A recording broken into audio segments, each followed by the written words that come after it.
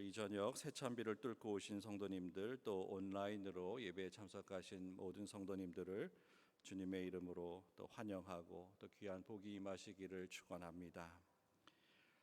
우리가 하나님의 말씀인 성경이 우리에게 전하고 싶은 핵심적인 내용이 무엇인지를 이 저녁 함께 살펴보려고 합니다. 그 핵심적인 내용은 구원입니다.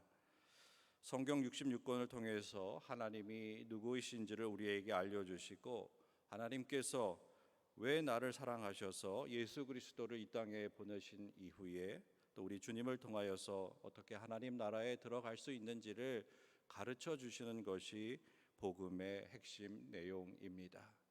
우리가 이 복음의 핵심 내용을 잘 숙지하고 그 말씀대로 순종하며 살게 되면 우리 모두가 심판을 받기는 하겠지만 다 하나님 나라에 들어가는 복을 누리게 된다는 그 말씀을 오늘 우리에게 알려주고 계십니다.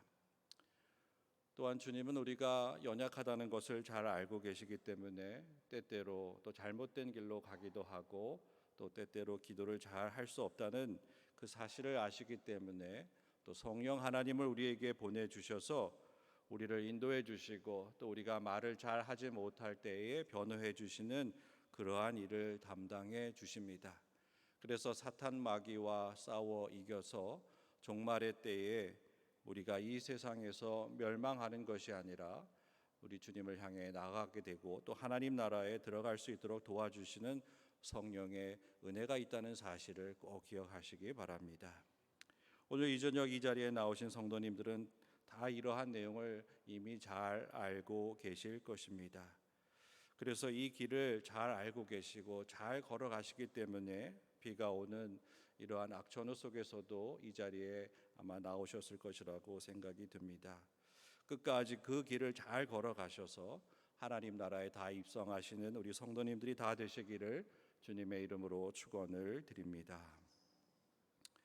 그래서 우리의 구원은 하나님께서 우리를 사랑해 주시기 때문에 베풀어 주시는 은혜라고 하는 것입니다. 하나님은 우리를 딱히 사랑해야 할 이유가 없습니다. 우리가 하나님께 잘 보인 것도 없고 하나님의 말씀을 잘 순종한 그러한 사람도 아닙니다. 그렇지만 하나님께서는 우리를 사랑하셔서 우리를 먼저 택하시고 선택하셔서 구원받게 하신다고 하는 것입니다. 하나님이 인간을 창조하시고 이렇게 살펴보니까 또 아담과 하와 이후에 죄를 지어서 에덴 동산에서 쫓겨난 이후에 그들을 바라보실 때 참으로 안타까웠습니다. 왜냐하면 그들의 능력으로 다시 이곳으로 돌아올 수 없다는 사실을 너무나 잘 알고 계셨기 때문입니다. 그래서 하나님은 우리를 너무 사랑하셔서 딱히 하나님의 마음에 딱 들지는 않지만 그 사랑의 마음이 그 모든 것들을 이기고 나아가서 우리를 구원하시기로 작정하신 것입니다. 그런데 오늘 아모스서에 나오는 이스라엘 백성들을 바라보면서 하나님의 선택받은 백성들이 왜 저렇게 살아가고 있는가 오늘 우리가 보게 됩니다. 그들을 바라보면서 정말 말을 안 들어도 저 정도까지 말을 안 들을까 하는 생각을 지울 수가 없습니다. 아마 아모스서를 쭉 읽어보시면 우리 성도님들도 저와 같은 생각을 가지실 것입니다. 아모스 선지자가 고발하는 이스라엘 백성들의 잘못은 참으로 다양했습니다. 하나님의 율법을 무시하고 또 우상을 숭배하며 가난한 자들을 착취하고 또 억압을 했습니다. 그래서 하나님이 더 이상 참고 계시지 못하셔서 예언자들과 선지자들을 이스라엘 백성들에게 보내셨습니다. 그리고 하나님의 뜻을 분명하게 그들을 통하여서 전하였습니다. 오늘 본문 8절에도 보면 하나님이 아모스 선지자를 이스라엘 백성에게 보내시는 이유가 무엇인지를 우리에게 알려주고 있습니다. 여호와께서 내게 이르시되 아모스야 내가 무엇을 보느냐 내가 대답하되 다림줄이니이다. 주께서 이르시되 내가 다림줄을 내 백성 이스라엘 가운데 두고 다시는 용서하지 아니하리라. 이렇게 말씀하셨습니다. 다림줄이 무엇인지는 아마 잘 알고 계실 것입니다. 한쪽 끝에 무거운 줄을 이렇게 달아 건물을 지을 때에 똑바로 담을 쌓는지를 이렇게 측정하는 도구입니다. 그래서 담벼락의 수평이나 수직을 알아보는 것입니다. 처음에는 그게 얼마 차이가 나는 것 같지 않지만 잘못 쌓게 되면 그것이 삐뚤어져서 결국 나중에는 그 건물을 지탱하지 못하고 무너지게 됩니다. 그래서 그것을 방지하기 위해서 다림줄을 대어 봅니다. 이런 용도로 사용되는 다림줄이 오늘 등장을 합니다. 여호와께서 아모스에게 내가 무엇을 보느냐 이렇게 물으시는 이유는 하나님께서 이것을 그냥 재보기 위해서 아모스에게 물어보신 것이 아닙니다. 그 환상을 통해서 하나님께서는 죄로 물든 이스라엘 백성들을 심판하시기 위해서 다림줄 환상을 아모스에게 보여주셨고, 또 아모스는 그것을 이스라엘 백성들에게 선포함을 통하여서 똑바로 살아야 한다고, 그렇게 하지 않으면 하나님의 심판을 받게 될 것이라고 경고하기 위해서 다림줄의 등장을 오늘 우리가 볼 수 있습니다. 그런데 이렇게 다림줄을 통하여서 이스라엘 백성들이 돌아오기를 바랬지만 아모스서를 보면 이스라엘 백성들은 돌아올 마음이 없었습니다. 또 그렇게 행동하지도 않았습니다. 하나님께서 심판하시겠다고 말씀하셨는데도 그들은 그것을 크게 이렇게 생각하지 않았습니다. 하나님은 이스라엘 백성들을 이끌어 가실 때에 하나님의 사람들을 통해서 이끌어 가셨습니다. 모세를 통하여서도 그랬고, 또 아브라함을 통해서도 그랬고, 그 전에는 노아를 통해서도 그 백성들을 이끌어 가셨습니다. 특별히 하나님께서 예언자들, 선지자들을 통하여서 말씀하시는 이유가 있었습니다. 하나님의 말씀을 그대로 전하는 사람이 필요했기 때문입니다. 우리가 예언자라고 이야기하는 것은 자기에게 어떤 특출한 능력이 있어서 미래를 보는 그러한 선견지명이 있어서 미래를 이렇게 이야기해 주는 그러한 사람이 아닙니다. 오히려 예언자라기보다는 하나님의 말씀을 대언하는 대언자라고 말하는 것이 더 정확한 표현이라고 할 수 있습니다. 하나님께서 직접 이스라엘 백성들에게 말씀하시기보다는 하나님의 사람, 예언자, 선지자들을 통하여서 그 말씀을 하셨던 것입니다. 예언자들을 통해서 하나님께서 말씀하실 때에는 좋은 말씀을 하시는 것이 아니었습니다. 항상 심판을 경고하고 너희들에게 잘못된 것이 무엇이 있으니 빨리 고치지 않으면 하나님의 진노를 피할 수 없다는 말씀을 전하였습니다. 그래서 예언자들은 이스라엘의 그 사회와 종교가 잘못된 방향으로 나아갈 때마다 나타나서 직설적으로 그 문제점을 지적하였습니다.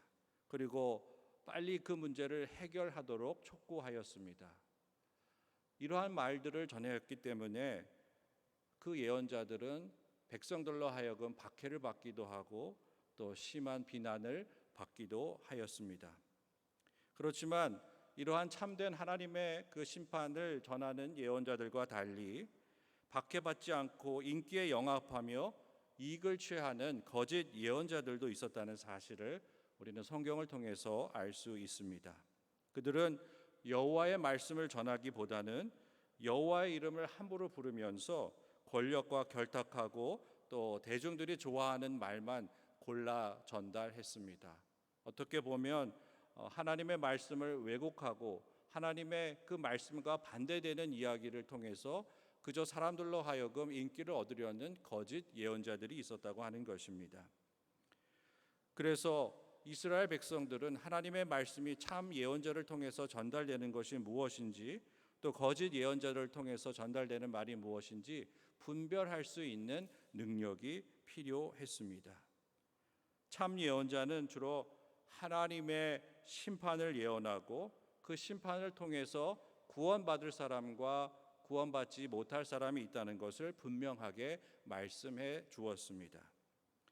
특히 심판이 온전히 이루어진 후에 구원이 성취된다고 이야기합니다. 그러나 거짓 예언자는 심판에 대해서는 이야기하지 않습니다. 주로 화평과 평화와 안정을 예언합니다. 그래서 그들이 잘못하고 있음에도 불구하고 그들이 잘못하고 있다고 생각하지 못하게 만드는 것이 거짓 예언자들이 행했던 악행이었습니다. 그들은 심판에 대한 경고를 하지 않았고 또 구원을 예언하기는 했지만 하나님의 구원이라기보다는 그들 나름대로 그들이 원하는 구원에 대해서 이야기를 했던 것입니다. 사랑하는 성도 여러분, 오늘 우리가 주목해 보려고 하는 것은 하나님의 심판입니다. 아마 이곳에 참석하신 모든 성도님들, 하나님의 심판을 기대하고 기다리는 그러한 성도님들은 많지 않을 것입니다. 오히려 하나님의 심판이 없기를 바라는 것이 우리들의 솔직한 고백입니다. 그러나 우리는 하나님의 심판이 분명히 있다는 사실을 알아야 합니다. 오늘 본문에서 말씀하신 대로 내가 다림줄을 내 백성 이스라엘 가운데 두고 다시는 용서하지 아니하리라. 하나님께로 돌아가지 아니하면, 하나님 말씀에 순종하지 아니하면 용서받을 수 없다는 그 말씀을 우리는 분명히 기억해야 합니다. 오늘 우리에게 이 말씀을 들을 때 질문이 일어납니다.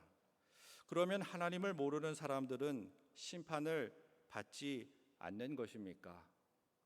또 율법과 복음을 모르는 사람들을 하나님께서 심판하시고 하나님 나라에 들어가지 못하게 하실 것입니까? 이러한 질문이 일어날 것입니다. 우리 성도님들은 어떻게 생각하십니까? 저는 먼저 하나님을 알지 못하는 사람, 또 율법과 복음을 알지 못하는 사람들을 생각하기 전에 먼저 우리 자신을 살펴보아야 한다고 생각합니다. 우리 자신은 하나님의 심판에 대해서 어떤 생각과 태도를 가지고 있는 것이 더 중요하기 때문입니다. 우리는 이미 하나님의 자녀가 되었기 때문에 자녀로서의 삶을 이 세상에서 살다가 하나님이 부르시면 하나님께 나아가면 됩니다. 하나님의 자녀로서 또 구원받은 자녀로서 또 상속받은 자녀로서 살아가면 아무 문제가 없습니다. 두려워할 것도 없습니다. 그럼에도 불구하고 우리도 예외 없이 하나님의 때가 되면 심판을 받아야 한다고 하는 사실입니다. 아마도 그때 다림줄을 우리에게 대보시거나 또 믿음의 저울을 사용하실지도 모르겠습니다. 어찌 되었던 간에 분명한 것은 모든 사람이 심판의 과정을 거쳐야 한다고 하는 것입니다. 그때 이 세상 살면서 미리미리 기름을 준비하고 예복을 준비해서 입은 사람은 아무 문제가 없습니다. 그냥 그 심판의 과정을 통과해서 하나님 나라에 들어가면 되는 것입니다. 조금 전에 질문을 우리가 드렸던 것처럼 그러면 모든 사람이 심판을 받을 것인가, 그 문제를 답하기 위해서 마태복음 25장 32절 말씀을 보면 이렇게 나와 있습니다. 모든 민족을 그 앞에 모으고 각각 구분하기를 목자가 양과 염소를 구분하는 것 같이 하여 양은 그 오른편에 염소는 왼편에 두리라, 이렇게 말씀하고 있습니다. 이 말씀을 통해 보면 그리스도인들뿐만이 아니라 모든 사람들이 하나님 앞에서 심판을 받게 될 것이라는 것을 알 수 있습니다.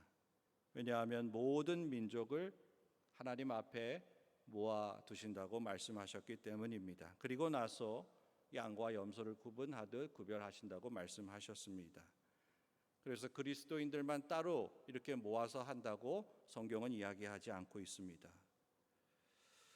그러면 또 다른 질문에 대한 답변을 우리가 생각해 보려고 합니다. 그러면 어떤 기준으로 하나님은 오른편에 있는 사람과 왼편에 있는 사람을 구별하시는 것일까? 이 질문 자체가 어리석게 느껴지시는 성도님들도 계실 것입니다. 그것을 몰라서 물으십니까? 이렇게 또 되물으시기도 하실 것입니다. 하나님의 뜻을 따른 사람은 구원받을 것이고 그렇지 못한 사람은 심판을 받고 또 하나님 나라에 들어갈 수 없다는 것은 이미 자명한 그러한 사실이 아닙니까? 이렇게 잘 알고 있다고 말씀하시기 때문입니다. 그렇습니다. 오늘 우리는 심판을 받아야 한다는 사실은 분명합니다.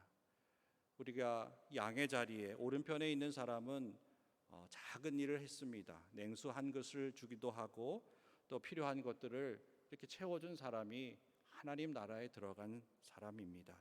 그러나 왼편에 있는 사람은 되묻습니다. 내가 언제 그렇게 돕지 않았습니까?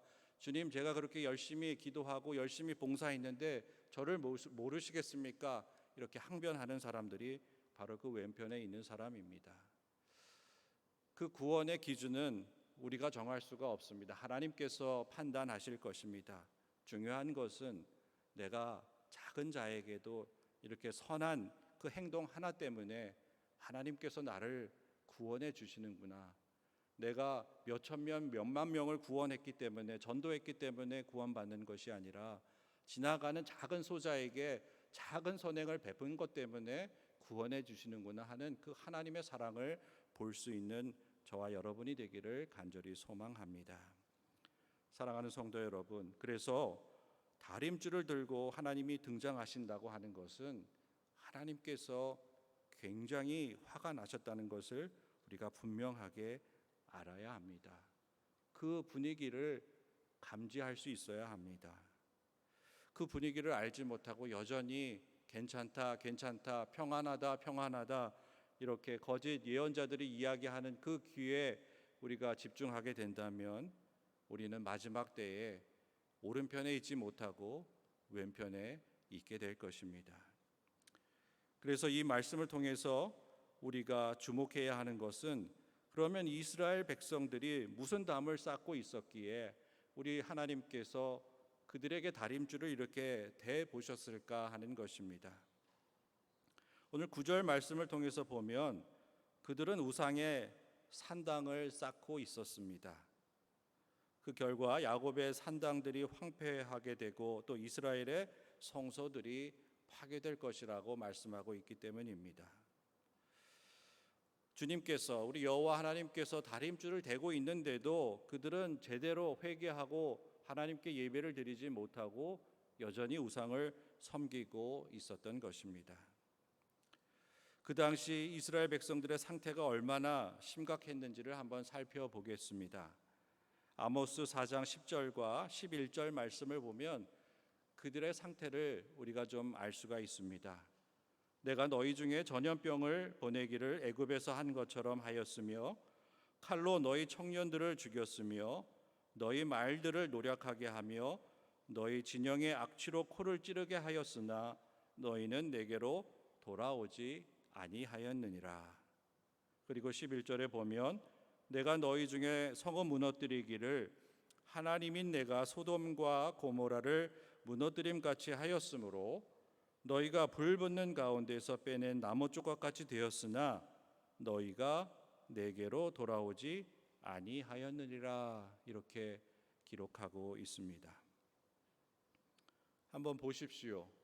전염병으로 몸이 다 썩어가고 문드러져서 악취가 나도 또 진노의 불이 하늘에서 내려서 그들이 불 붙는 나무 쪽과 같이 되었어도 이스라엘 백성들은 하나님께로 돌아가지 않았습니다.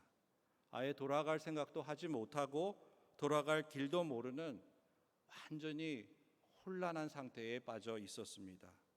다시 말해 영적으로 완전히 죽은 상태에 있었다고 말할 수 있습니다. 이 말씀을 준비하면서 이러한 지금 상황이 아모스 선지자 시대를 살았던 이스라엘 백성들만의 문제인가 생각을 해보았습니다. 가만히 생각해 보면 우리나라와 세계 여러 나라 사람들이 경험하는 안타까운 일들이 이와 같은 일들이 지금도 벌어지고 있다고 하는 사실입니다. 현재 우리가 체감하는 그 삶의 상황들은 계속 어려워져만 가고 있습니다. 매일매일 뉴스를 들을 때마다 좋아졌다는 소식은 없습니다. 코로나가 완전히 종식되지 않았고 또 새로운 종의 또 바이러스가 우리를 모두를 또 긴장하게 만들었습니다. 또 전쟁이 계속 일어나고 있고 기후 변화로 지구촌 곳곳이 몸살을 앓고 있습니다. 이제 한 곳이 무너지면 연쇄적으로 모든 나라들이 무너질 수밖에 없는 그러한 위험에 빠진 상황이 지금 우리가 살아가고 있는 현 주소입니다. 지금은 안전한 것 같지만 시간이 지나가게 되면 우리도 그 안전을 보장할 수가 없습니다. 작은 연못의 물고기가 다툼으로 상처를 입고 그 상처가 깊어져 죽게 되면 그 물고기만 죽는 것이 아닙니다. 그 연못 안에 있는 모든 물고기들이 썩어가고 악취가 나는 그 물 때문에 다 죽을 수밖에 없는 것과 같은 현상이 오늘 우리에게도 일어날 수 있다고 하는 것입니다. 아모스 선지자가 고발한 대로 전염병으로 또 불의 심판으로 종말이 곧 임박해도 그 자리를 피하지 못하는 이스라엘 백성들과 썩은 물고기, 그 물속의 물고기 같은 신세가 오늘 우리가 살고 있는 우리들의 모습이 아닐까 생각을 해보았습니다. 사랑하는 성도 여러분, 이렇게 심각한 상태에 그러면 우리는 어떻게 해야 하겠습니까? 오늘 아모스서에 나오는 그 이스라엘 백성들처럼 그저 정신줄을 놓고 아무것도 하지 않고 바라만 보고 있을 것입니까? 이미 우리에게 온 복음을 우리는 다시 단단히 붙잡아야 합니다. 복음의 소리를 들어야 하고 또 복음을 통해 삶이 변화되어서 심판을 우리가 받기는 하겠지만 심판을 통해서 멸망으로 나가는 것이 아니라 심판을 통해서 우리의 삶이 복음으로 변화되어서 구원의 자리로 나아가는 우리 모두가 되어야 하겠습니다. 그래서 골로새서 1장 6절은 말합니다. 이 복음이 이미 너희에게 이름에 너희가 듣고 참으로 하나님의 은혜를 깨달은 날부터 너희 중에서와 같이 또한 온 천하에서도 열매를 맺어 자라게 한다고 말씀하고 있습니다.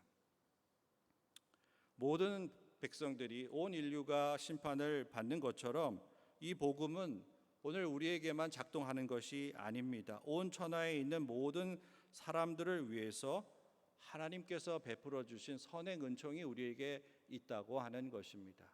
그것이 마지막 희망입니다. 모든 나라와 백성들에게 비를 내려주시는 것처럼 또 태양의 빛을 비춰주시는 것처럼 모든 그 유익이 있도록 우리에게 이미 은혜를 베풀어 주셨습니다. 그 은혜를 우리가 복음을 통해서 붙잡느냐 붙잡지 않느냐에 따라 우리는 멸망하기도 하고 또 구원받기도 한다는 그 사실을 오늘 깨닫게 됩니다. 그래서 여기에 큰 차이가 있습니다. 내 마음속에 복음의 씨앗이 있는 것과 없는 것이 바로 마지막 심판 때의 구원을 받을 수 있을지와 없을지 이렇게 결정되는 그 차이가 바로 그 복음의 씨앗이 우리 마음에 있느냐 없느냐에 달려 있다고 하는 것입니다. 복음의 씨앗이 있는 사람들은 하나님께서 내려주시는 그 단비와 태양의 그 빛을 통하여서 마음속에 있는 그 복음의 씨앗이 자라난다고 우리에게 말씀하셨습니다. 그런데 복음의 씨앗이 없는 사람은 아무런 변화가 일어나지가 않습니다. 복음의 씨앗을 마음에 품은 사람과 그렇지 못한 사람은 같은 하늘 아래에서 비를 맞고 태양의 빛을 받아들여도 한 사람은 계속해서 변화되고 성화되어서 구원의 자리로 나가지만 복음의 씨앗이 없는 사람은 그대로 살다가 죽게 되는 것입니다. 그래서 골로새서는 더욱더 구체적으로 어떤 변화가 일어나는지를 우리에게 가르쳐주고 있습니다. 골로새서 1장 9절과 10절 말씀에 보면 이로써 우리도 복음을 듣던 날부터 너희를 위하여 기도하기를 그치지 아니하고 구하노니 너희로 하여금 모든 신령한 지혜와 총명에 하나님의 뜻을 아는 것으로 채우게 하시고 또 주께 합당하게 행하여 범사에 기쁘게 하시고 모든 선한 일에 열매를 맺게 하시며 하나님을 아는 것에 자라게 하신다. 이렇게 말씀하고 있습니다. 그 복음의 씨앗이 우리 마음에 있을 때에만 우리가 말씀을 듣고 지혜와 총명을 더하여서 우리가 변화되고 자라나게 되는데 우리 마음속에 그 복음의 씨앗이 없게 되면 우리는 아무런 변화를 경험하지 못하게 됩니다. 사랑하는 성도 여러분, 그러면 우리 마음속에 있는 복음의 씨앗이 무엇입니까? 그것은 하나님을 사랑하는 마음과 이웃을 사랑하는 마음입니다. 예수님이 이 땅에 오셔서 복음서를 통해서 말씀하신 것입니다. 하나님을 사랑하고 내 이웃을 내 몸과 같이 사랑하라고 말씀하신 그 말씀이 바로 복음의 그 씨앗입니다. 사랑의 마음이 없는 사람은 어떻게 살아갑니까? 누가복음 7장 32절에 보면 마음의 사랑이 없는 사람은 이렇습니다. 비유하건대 아이들이 장터에 앉아 서로 불러 이르되 우리가 너희를 향하여 피리를 불어도 너희가 춤추지 않고 우리가 곡하여도 너희가 울지 아니하였다 함과 같도다 말씀하고 있습니다. 복음의 씨앗을 마음속에 품고 있지 않는 사람, 즉 사랑의 마음이 없는 사람은 다 이와 같다고 말씀하고 있습니다. 피리를 불어도 곡을 하여도 춤추지 않고 울지 않는 그 사람들, 아모스서에서 나오는 그 전염병으로 골마 악취가 나고 코를 찌르는데도 가만히 있고 소돔과 고모라를 무너뜨리는 것과 같은 그 유황불이 하늘에서 떨어지는데도 움직이지 않는 그 사람들과 똑같은 것입니다. 그들이 왜 이렇게 움직이지 못하는 것입니까? 그것은 외부의 자극에 반응하지 않는 것인데 외부의 자극에 반응하지 않는 사람을 우리는 죽은 사람이라고 이야기합니다. 그들은 영적으로 죽었기 때문에 전혀 움직일 수 없었던 것입니다. 그렇다면 살아있는 우리는 어떻게 해야 하겠습니까? 아모스서 5장 6절 말씀에 이렇게 나와 있습니다. 너희는 여호와를 찾으라. 그리하면 살리라. 그렇지 않으면 그가 불같이 요셉의 집에 임하여 멸하시리니 베델에서 그 불들을 끌 자가 없으리라 말씀하고 있습니다. 사랑하는 성도 여러분, 이렇게 힘들고 어려운 혼탁한 세상에 우리가 해야 할 일이 있습니다. 복음의 씨앗을 우리 마음에 넣어야 합니다. 하나님을 사랑하고 이웃을 사랑하는 그 복음의 씨앗을 우리 마음에 넣어두어야 합니다. 그리고 여호와 하나님을 찾아야 합니다. 그리하면 살 수 있다고 오늘 우리에게 말씀해 주셨습니다. 그 살 수 있는데 그 방법을 듣고도 행하지 않으면 그 사람은 영적으로 죽었기 때문에 어쩔 수 없다고 하는 것입니다.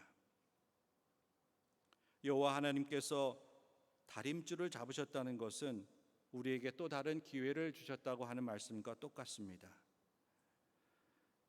우리는 하나님의 심판을 막을 수는 없습니다. 하나님의 심판은 이미 정해져 있습니다. 우리는 심판을 통해서 하나님의 나라에 들어가면 됩니다. 그렇지만 이 과정이 그렇게 쉽지 않다는 것 또한 우리는 분명히 알아야 합니다. 하나님께서 마지막 때에 그리스도인들에게 특별 차량을 보내셔서 우리가 그 차를 타고 하나님 나라에 가도록 그렇게 하시는 분이 하나님이 아니라고 하는 것입니다. 마지막 때가 되면 수많은 일들이 일어납니다. 마태복음 24장에서 우리에게 자세하게 말씀해 주셨습니다. 그때 많은 사람이 실족하게 되어서 서로를 잡아주고 서로를 미워하겠으며 거짓 선지자가 많이 일어나 많은 사람을 미혹하겠으며 불법이 성함으로 많은 사람의 사랑이 식어지리라. 그러나 끝까지 견디는 자는 구원을 얻으리라. 이렇게 말씀하고 있습니다. 그때에는 우리의 마음속에 하나님을 사랑하고 이웃을 사랑하는 그 씨앗이 있다 할지라도 마지막 때가 되면 그 사람의 사랑이 식어지기 시작한다고 하는 것입니다. 그만큼 우리가 잘 준비하지 않고 열정적으로 사랑하고 열정적으로 우리가 봉사하지 않는다면 우리의 사랑이 식어지게 되면 하나님 나라에 들어갈 수 없다는 사실을 오늘 마태복음 24장에서 우리는 볼 수 있어야 합니다. 출애굽이 시작되기 직전의 밤에 어떤 일이 일어났습니까? 애굽의 장자들이 다 죽어나갔습니다. 대혼란이 일어났습니다. 그러나 이스라엘 백성들은 간단하게 짐을 챙기고 유월절 음식을 서서 먹고 곧 애굽을 떠났습니다. 이제 우리도 이 혼탁한 세상에서 마음의 복음의 씨앗을 품고 그 결과를 구원받음으로써 성취해야 할 그때에 도달했음을 우리는 분명하게 분별할 수 있어야 합니다. 그가 우리를 흑암의 권세에서 건져내사 그의 사랑의 아들의 나라로 옮기셨으니 그 아들 안에서 우리가 속량 곧 죄사함을 얻었도다. 골로새서 1장 12절과 13절에서 이렇게 말씀하고 있습니다. 사랑하는 성도 여러분, 이스라엘 백성들이 하나님을 버리고 우상을 섬긴 이유가 무엇입니까? 그들은 하나님의 구원보다는 세상의 풍요로움을 선택했습니다. 하나님과 영원히 함께 살기보다는 세속적 욕망을 즐기며 살기를 원했습니다. 요즘 세상이 그렇습니다. 진짜 돈을 가지고 가짜 돈을 사서 부자가 되기를 꿈꾸는 그러한 상황에 우리가 살아가고 있습니다. 욕망에 취한 그들은 전염병으로 몸이 썩어가고 악취가 나도 깨닫지 못했습니다. 유황불이 떨어져 불타고 있어도 고통을 느끼지 못했습니다. 그래서 흑암의 권세에서 건져냄을 받지 못했습니다. 우상을 섬기는 이유는 자신이 목적하는 바를 욕심으로 얻으려고 하는 그 일 때문에 분별력이 떨어져서 생기는 일입니다. 자신이 원하는 것에 집착하고 매몰되어 있기 때문에 하나님을 섬기기보다는 우상을 섬기려고 하는 것입니다.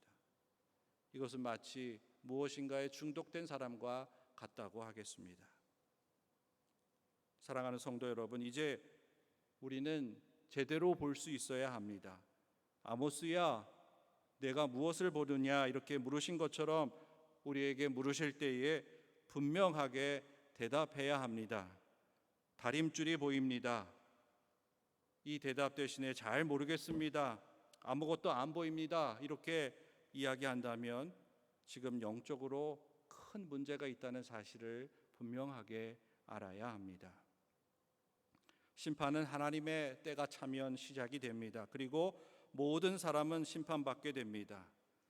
중요한 것은 심판의 때가 되면 혼돈과 혼란과 또 미혹과 거짓 그리스도가 나타나게 됩니다. 그 과정을 잘 견디고 통과하려면 탄탄한 믿음 위에 서 있어야 합니다. 그리고 가장 중요한 것은 참과 거짓을 분별할 수 있는 그 분별의 능력을 갖추고 있어야 합니다. 사랑하는 성도 여러분, 이제 말씀을 듣고 깨달으셨다면 그 자리에 머물러 있지 마시고 행하시기 바랍니다. 그래서 예수님을 시험하려고 한 율법 교사에게 다음과 같이 하신 말씀을 기억하고 꼭 실천하시기 바랍니다. 예수께서 이르시되 내 대답이 옳도다. 이를 행하라. 그리하면 살리라.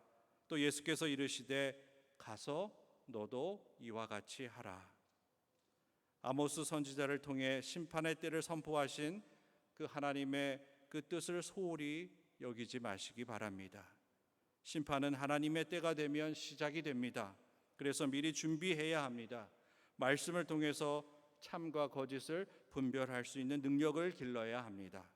또 기도를 통해서 악한 마귀의 유혹과 공격을 막아낼 수 있어야 합니다. 그렇게 하기 위해서 우리 마음속에 복음의 씨앗이 품어져 있어야 합니다. 그래야 하나님의 심판을 통해서 종말의 혼란을 피해서 우리 모두가 하나님 나라에 들어갈 수 있기 때문입니다. 그 구원의 은혜를 누리시는 우리 성도님들이 다 되시기를 주님의 이름으로 축원을 드립니다. 기도하겠습니다.